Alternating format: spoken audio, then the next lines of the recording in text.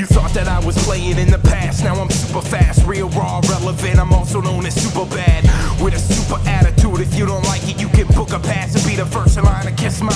Wait a minute, what I mean is I'm a lion, not a sheep. I don't need a weakling around to try to follow me. I'm destined to be better, get it bigger every day. I don't got the patience to sit around try to play. Focus like an animal, king of the jungle, cannibal. Are we rolling? Are we on? Did the clap work? Are you sure?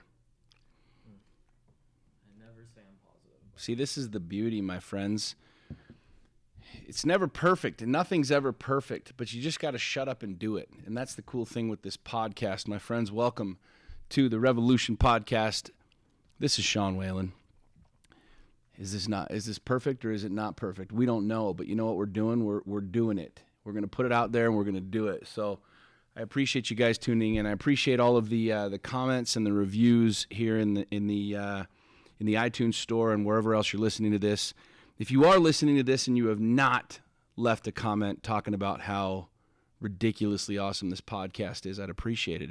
If you haven't left a review, please do so. Please comment, please like, please share. I appreciate all of you that do. The cool part about having a podcast and doing this and putting the voice out there is that I realize that not every single person agrees with what I'm saying. Not every person should agree with what I'm saying. But what I'm a big fan of, what I'm a big proponent of is sparking conversation, having conversation on big topics, on crucial topics, on important topics, on relative topics to you and to me. I don't need you to agree with me. I don't need to agree with you. But what we do need to do is we need to open up conversation. We need to open up dialogue on topics with regards to family, with regards to religion and to, finances and everything that's applicable to you and I. Like the things that we are not supposed to talk about, the politically incorrect things, the things that aren't supposed to be shared, sex, money, politics, religion, yet you and me and our families and our coworkers and our lives are consumed with sex, money, politics, religion, all of these different things that are happening to us and that we're experiencing every single day, but yet the social norm is don't talk about these things. So I appreciate the conversation. I appreciate the banter, if you will, back and forth, and the opposition. I truly do appreciate the opposition. A lot of you think that I might just try and argue and fight and whatever, but if you really dig into why I do what I do, why I say what I say, if you look at this podcast, if you look at my social medias, I really want to spark conversation. I want everybody asking tough questions and diving into the stuff that you wouldn't otherwise talk about, which is why I talk about a lot of this stuff, simply because it's fascinating to me, it's important to me, with like what I want to talk about today. And I think it's important to you guys. And so please engage with the podcast. Please engage with asking questions, sharing it, having your friends comment on it, so on and so forth. But one of the things I wanted to talk about today, it's fascinating. I had a really, really interesting day yesterday. And this podcast is me. I don't necessarily have people that we're interviewing. I don't have celebrities coming on just yet. And I like having kind of a podcast that doesn't necessarily have a rhyme or a reason, but we're just constantly talking and conversing. So maybe we will. Maybe we'll have people on. Last week we had my buddy Scott, and we talked about the race and the whole thing. But yesterday was a really, really unique experience for me, and so I want to share that with you. It was Valentine's Day yesterday. Today's the 15th. It's the day after Valentine's Day. And I have been known, one of the things that I have done for 10 years is my oldest child is a girl, my daughter. Since she was in elementary school, I've brought her flowers, and I've gotten to know everybody at the schools and the aides and the front office ladies and the whole thing. And so I walk in, there's a big smile. Hey, Sean, how are you? I'm good. And you sign in, and I do all the stuff, and I put the visitor's badge on and the whole thing. And I go to class, and I bring her the flowers. And a lot of people have asked me, in light of what happened yesterday, why do you need to go to her class? Why do you need to do that? Well, there's one specific reason that I want to do that. There's one specific reason that I do go to her class, that I do this in front of the teacher and the students and the entire thing is I want her to grow up knowing that public affection, public adoration is okay. Okay? We can hide in the corners and we can wait by the locker and we can call them down to the office and we can give them the flowers and we can do all this stuff, but I want to walk into my daughter's classroom and I want to give her a kiss and I want to tell her that I love her and I want to hand her these flowers So not only were we setting the precedence for her as she grows up, but every other kid in that class gets to experience that. And this is the difference in how I see things and how I believe most of society sees things is we've become sedated. We've become recluse. We've been taught and told and programmed to just sit down, be quiet, don't say anything that's going to make anybody uncomfortable, don't do anything that's going to make anybody else uncomfortable. And so you just need to live this life in a box. And so I had a really interesting experience yesterday. I called my daughter's school and I said, hey, I need to know where she's going to be at this time. Now, I know you can't tell me over the phone. I'll come in, I'll show my ID, I'll do all that other stuff because it's obviously a security thing, and I appreciate that. And they said, well, let me just stop you right here, Mr. Whalen. If you're planning on bringing flowers or a Valentine's to your daughter, we're not accepting them and we're not allowed to have them come into the school. And I was like, well, that's fascinating because I'm going to do this. And now the reason that I had to go this route is because my daughter didn't have her cell phone. And people say, well, if you bring them to her all the time, then shouldn't you know what class she's in? Well, she's in middle school now. And the middle school shifts up all the classes. And so she goes from an early lunch to a late lunch, and they mix up her classes all the time. And she didn't have her cell phone yesterday. So I didn't have any way to contact her to find out where she was. So I had to call the office. So to make a long story short, after they told me that I couldn't bring the flowers to her and bring them to her class, I asked them, I just said, is there, why is it that I can't bring them? Well, we don't want people coming in and going into the classrooms and this and that and the other. And this is completely contrary to what I've been doing for the last 10 years. And so I called the school district and I said, school district, are there any rules, are there any laws that stop a father, that stop a parent from going to their child's classroom? And the administrators at the school said no, or at the school district said no. And they said, well, the school can, however, create their own rules. So I called the school and I said, I'd like to talk to the principal. And I got the principal on the phone and I just said, Mr. Principal, here's the story. Here's the deal. Here's what I plan on doing. Is there anything stopping me? Is there any rule or regulation that you have on the books that's legally binding that would stop me from going to my daughter's class? And he said no. And so I showed up at school and he said, well, my preference is to do this or do this. And I said, sir, I understand your preference, but I need to explain this to you. My daughter's 14. She's not getting any younger, and I'm not going to change tradition and change what it is that I've done for the last 10 years simply because you want me to do it a different way. If I'm not breaking a rule, if I'm not breaking a law, this is exactly how I'm going to do it.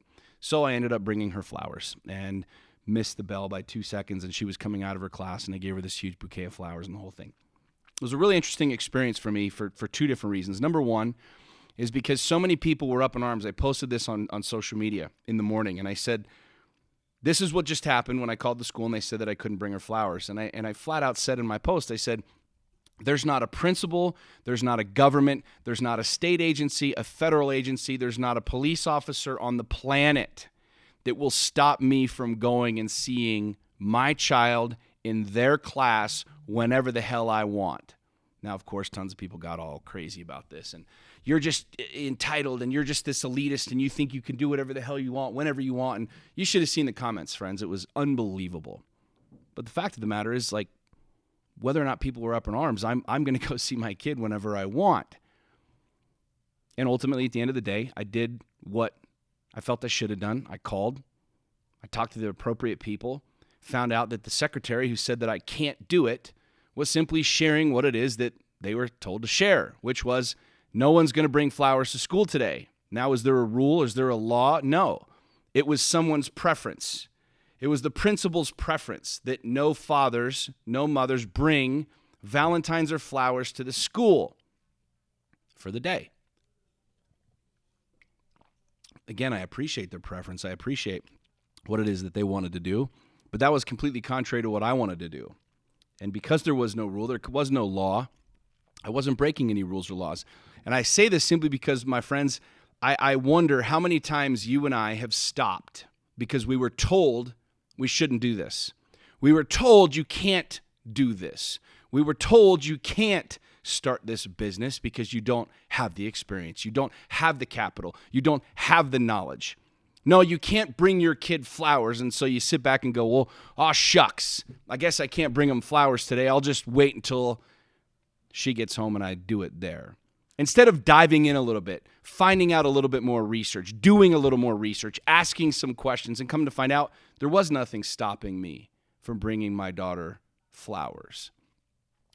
My opinion versus your opinion, my desire versus your desire. My friends, how many times have you stopped? How many times have you failed to do something that you wanted to do because someone told you you couldn't? Because somebody told you you can't. You can't do this.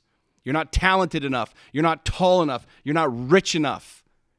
How many times have you stopped simply because somebody told you you can't and you wanted to?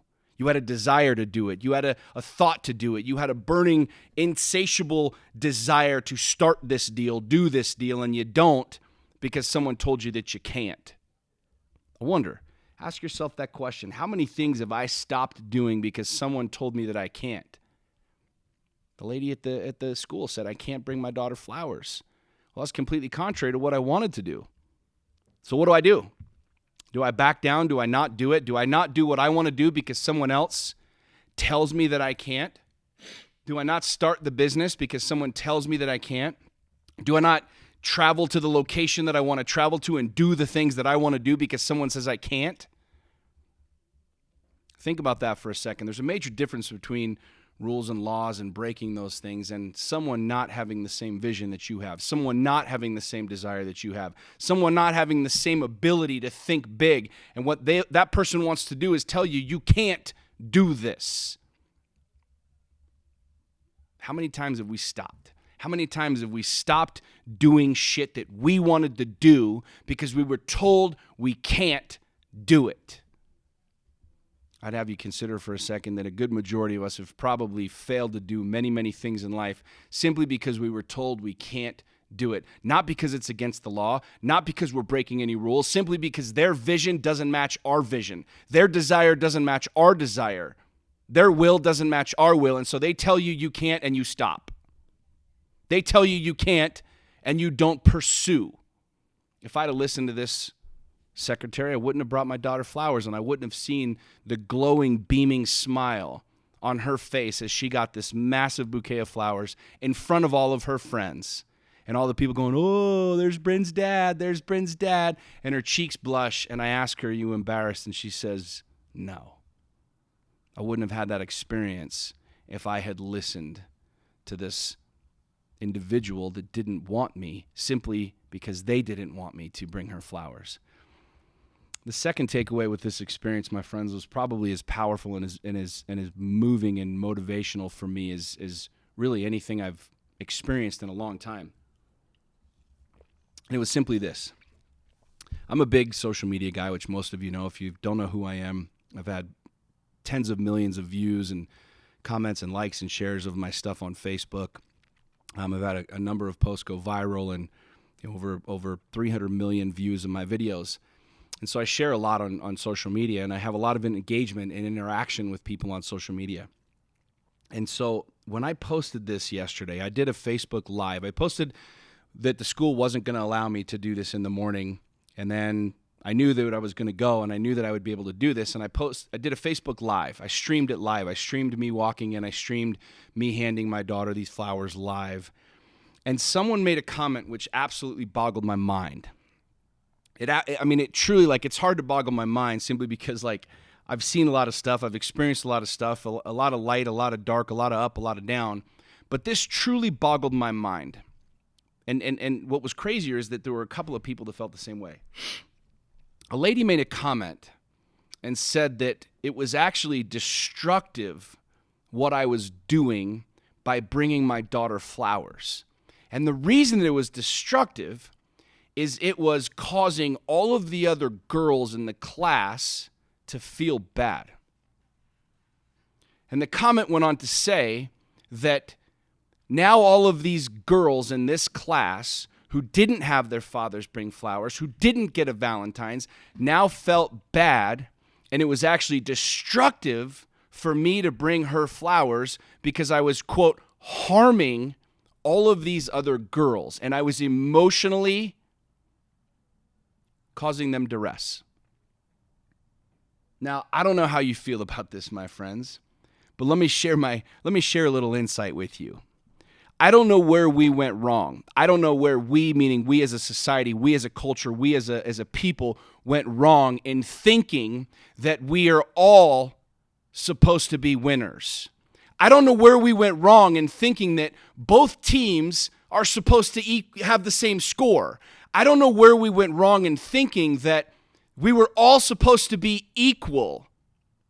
Where did we go wrong in thinking and teaching our children that the winners are the bad guys and they must have played too hard and they made little Johnny feel bad, and so we literally villainize, is that even a word? Villainize? It is now, because you know exactly what the hell I'm saying. We literally villainize winners. So essentially what she's saying is, I shouldn't bring my daughter flowers. I shouldn't have that experience with her because it will make other people feel bad. That my son's team should not score as many points as possible because it will make the other kids feel bad. That I should literally not bring that experience into my daughter's life because it might make the other girls feel bad. My friends, you want to know what's fucked up in America? You want to know what's fucked up in our society, in our churches, in our culture, in our schools, with our parents, with most of you listening to this? It's that you think by allowing your child to feel like the game ended in a tie, that's actually going to help your child. That by me not providing and not doing the things that I want to do with my daughter, that I'm actually going to be helping everyone else feel better. That by me not doing what I want to do with my child, that it will actually be a better scenario for everybody, including me, including my daughter. How in God's name did we come up with this? How in God's name did we turn as a society to this literal pussification? How is it that we literally believe, teaching our children, that everyone should have equal, everybody should be tied. The game should always equal in a tie, and you're just as good as them. When I was a little kid, if we got our asses kicked, my dad came home and talked to me about playing harder and training more and practicing more and getting better so that I could win. And now we have a culture and a society where we teach our children that if they lose, that if the score is not equal, that the other team must have played unfairly, that the other team must have been doing something wrong or illegal. This is happening all across our culture. We're literally villainizing, I already go with that word again. Somebody Google that and look it up and see if it's a word. It is. We're villainizing wealthy people. We literally are saying that, well, they're wealthy, so they must have done it on the backs of someone else. They must have cheated, lied, stolen to be wealthy. There's no way they could have worked their ass off. There's no way. Oh, well, his genes are good, and so, his ripped physique, it's not really fair because his genes must be better than mine. No, you want to know what it is, motherfucker? It's that he works his ass off and you sit home lazy as shit. You want to know what it is about the wealthy? They did the shit that the broke were not willing to do. You want to know what it is about the Little League team that just beats the shit out of the other Little League team? It's that they practice more and they're focused and they're driven on winning. There's not a damn thing wrong with that.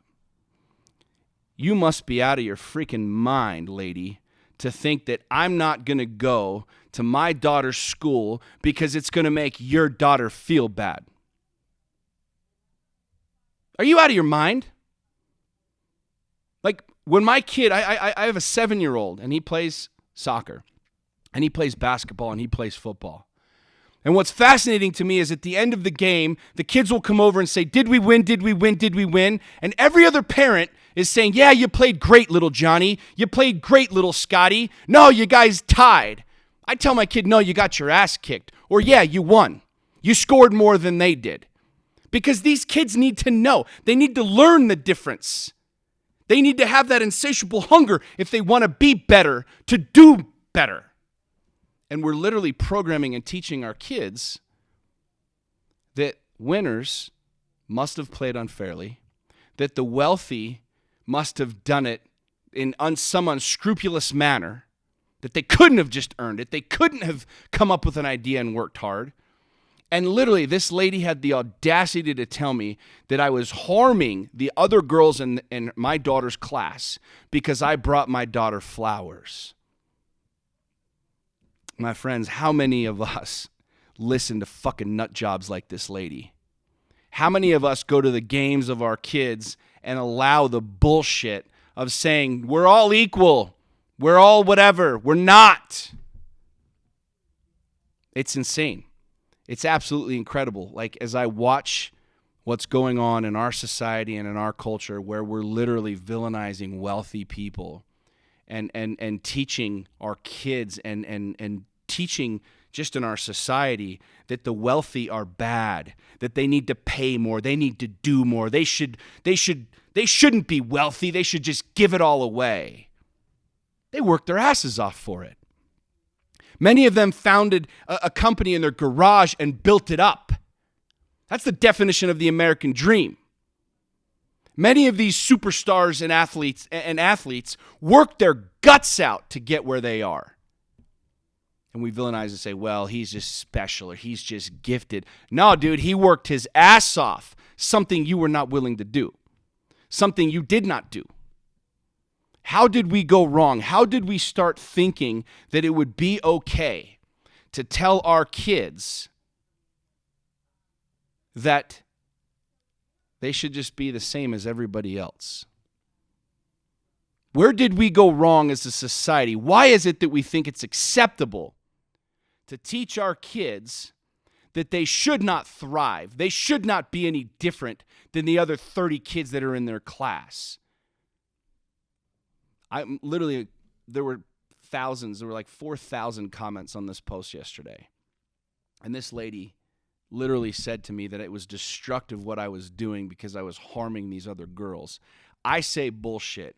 I say what I did is shined a light into these little girls' lives of saying, this is what I want. I want that. I want to be the girl that gets the flowers from dad. I want to be the girl that has a man respect me enough to bring me flowers and to kiss me on the cheek in front of everybody in school.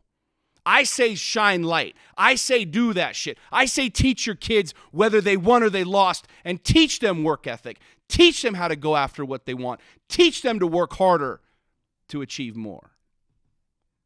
In our society and our culture, doesn't let kids play tag on the playground because we're afraid that little fat Jimmy in the corner might get pushed over and get his feelings hurt.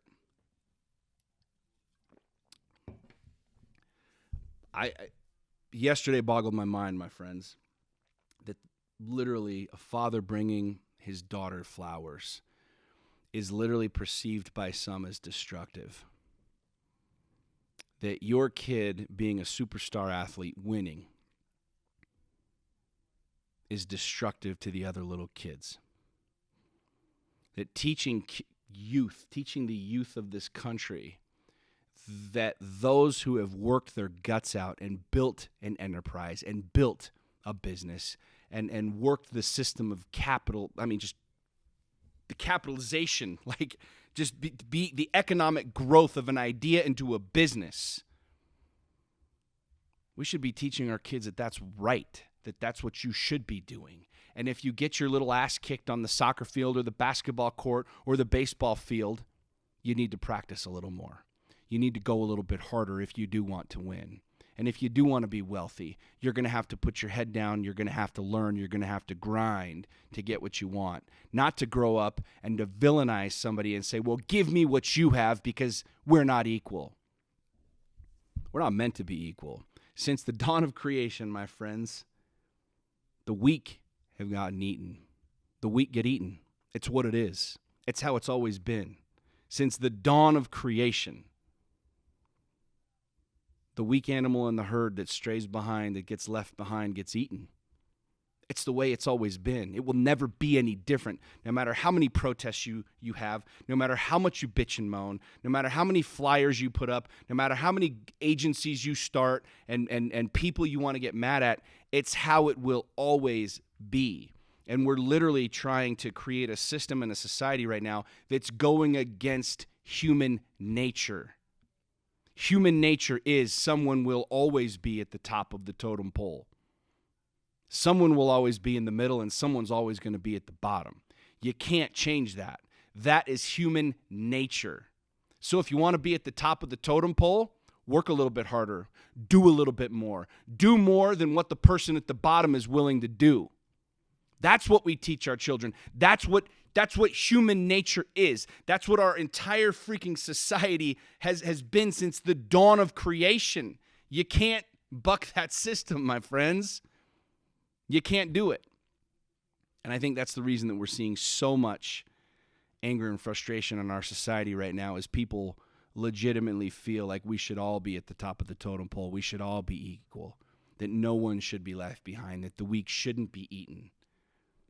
I hate to break it to you, my friends, but that's nature. That's nature. And you and I cannot change that, no matter how hard we try, no matter how much we bitch and moan, no matter how much we kick and scream. It's human fucking nature. And I will not stop bringing flowers to my daughter because your husband doesn't or her dad doesn't. I'll be damned if I stop setting the precedents and setting the example for my child to experience something epic in life simply because you feel bad, simply because you're upset, simply because it hurts your feelings. Too fucking bad. Too bad. Your little kid got his ass kicked on the field, cool. Either wrap him up in bubble wrap or help him actually be better.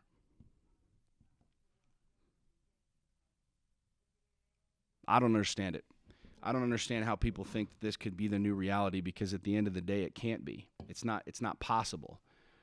The more I look at this, the more I see the news and what's happening in our society and our culture, and the more we try and create this cultural shift to equality where everyone is equal, where all little kids win, where all of this is the way, that every dad brings their daughter flowers. It will never be reality.